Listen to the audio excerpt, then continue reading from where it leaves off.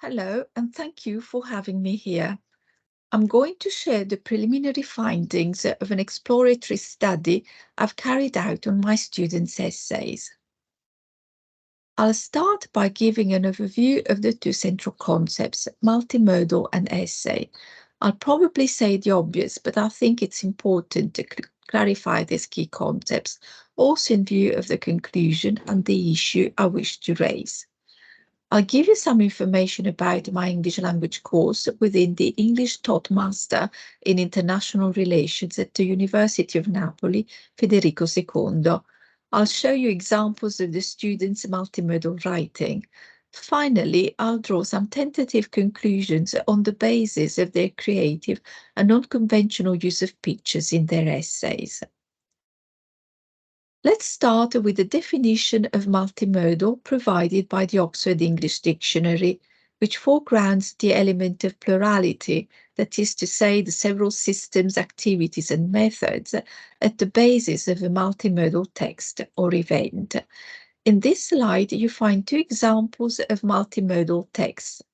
One on my left-hand side, which consists of a table and a graph, is more conventional in students' essays, especially if there is some quantitative data to analyze.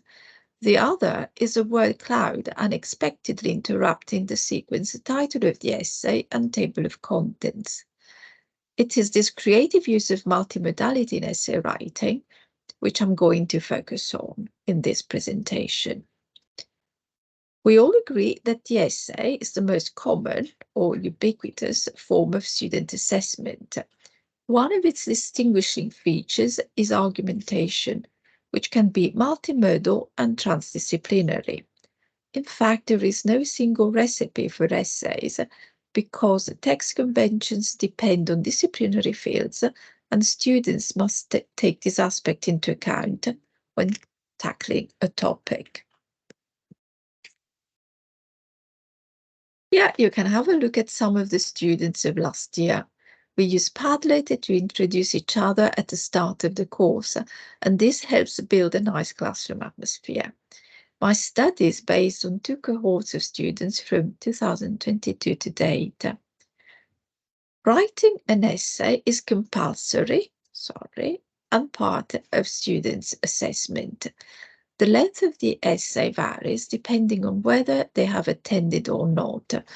So the students who have attended hand in less than 1,000, an essay of less than 1,000 words, and the students who didn't attend must hand in an essay of 2,500 words. All the students are encouraged to choose the topic of their essays on the basis of their interest and within three macro areas: language, culture, and education. So here we can look at some of the titles of the students' essays, which show their keen interest in social issues and cross-cultural communication, which is one of the topics of the areas of interest in my course. Many international students like to write about their cultural backgrounds and experiences, which is a bit risky as they may end up writing a report. So I insist they find a strong argument they want to make. I say, for example, don't just tell me about the history of Indian philosophy, but prove that it has shaped or anticipated Western thinking, if this is what emerges between the lines in the essay. In my English activities course, I cover both academic writing and intercultural communication, taking advantage of the mixed nationality group of students. Half are Italian, but the other half come from all over the world. I use an inductive approach. I give excerpts of good academic writing, usually research articles, and have the students do some activities individually or in pairs to sensitize them to academic conventions.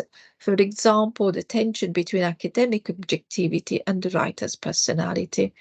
Here you find the start of a research article by anthropologist Ulf Hanners, which reads like a short story. And this expert is included in the textbook we are using on this course, which is Intercultural Communication by Adrian Holiday, Martin Hyde, and John Coleman. So if we read this at the start of this research article, we notice the narrative and literary beginning.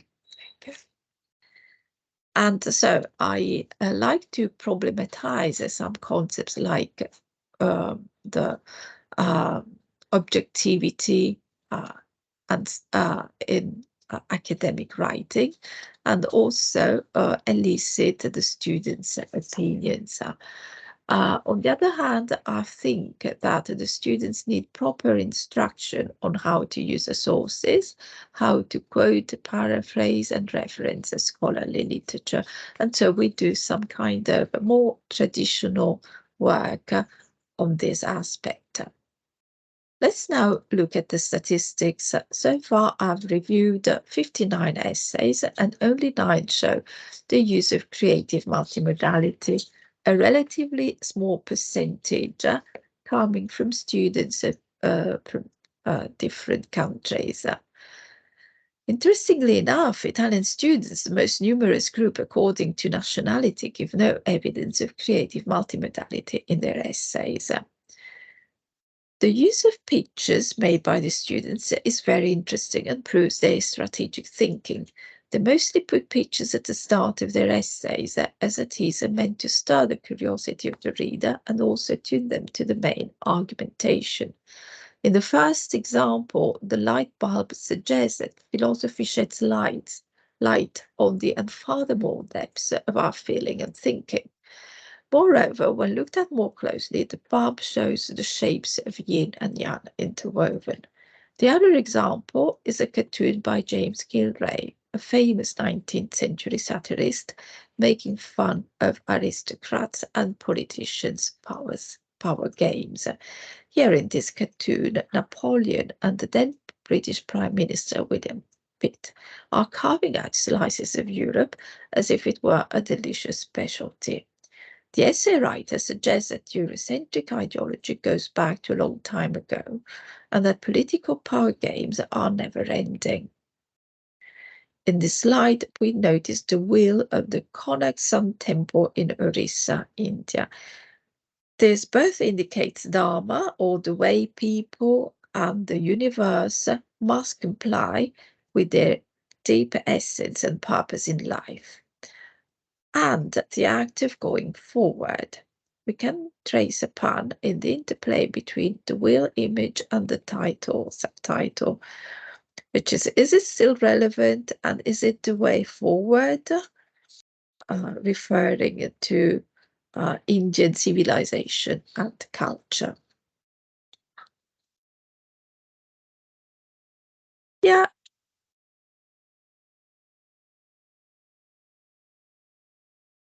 This is the only essay where pictures are not at the start of the essay, but within the main body. These pictures reinforce the argument made by the student of how important coffee is for Ethiopians. The ending with thanks and formal greetings could seem slightly out of place within the essay, unless it is considered a way of conveying one's emotions and the wish to adapt one's own writing to their purposes. In conclusion, we can say that creative multimodality in students' writing can be regarded as playful intertextuality, emotional argumentation, and aesthetic enjoyment. Encouraging students to experiment with the language resources and write more personal and less objective essays can not only make their writing experience more rewarding, but can also widen the frontiers of academic writing and epistemology, as argued by Giulia Molinari in her book What Makes Writing Academic. These are my references, and thank you so much for listening to my presentation.